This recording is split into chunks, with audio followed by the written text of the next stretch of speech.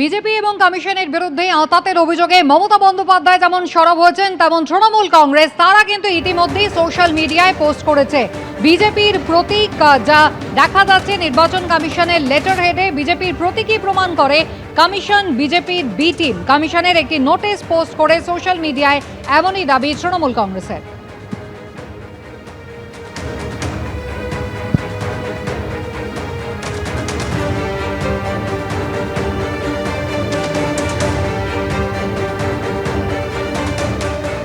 নির্বাচন কমিশনের letter head যেখানে বিজেপির প্রতীক, একদিকে মমতা বন্দ্যোপাধ্যায় তিনি যেমন সরব হয়েছেন, আর ইতিমধ্যেই ব্যবস্থা নিয়েছে নির্বাচন কমিশন। কেরালা সিইও দপ্তরের পক্ষ থেকে জানানো হয়েছে একজন আধিকারিক তার ক্লারিক্যাল মিস্টেকের কারণেই এই গন্ডগোল, সাসপেন্ড করা হয়েছে কেরল সিইও দপ্তরের সেই আধিকারিককে।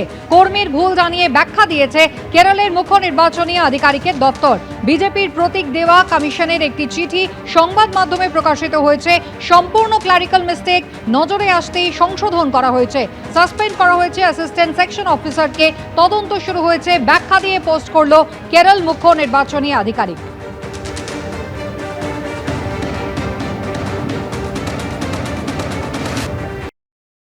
এই ইলেকশন কমিশন যে নিরপেক্ষ নয়, আমি তার একটা প্রমাণ আপনাদের দেখাতে চাই।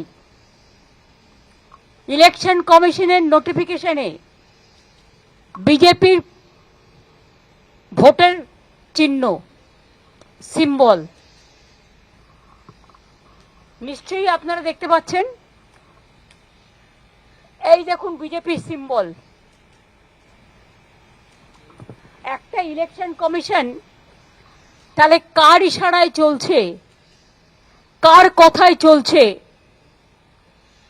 নন্দীগ্রামের বিডিও চলে আসছে ভবানীপুরে, কারণ গদ্দারের নিজের লোক বলে ৭৩ জন রিটার্নিং অফিসারকে কালকে চেঞ্জ করা হয়েছে।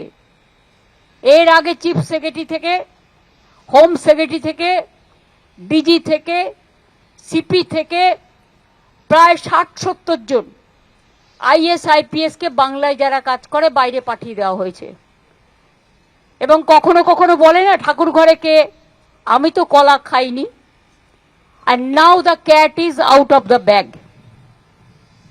ইলেকশন কমিশনের নোটিফিকেশনে বিজেপির চিহ্ন। তো ব্যাকডোর থেকে খেলছেন কেন? সামনাসামনি খেলুন, সবাই তো বুঝতে পারছে। এবিপি আনন্দ, এগিয়ে থাকে, এগিয়ে রাখে।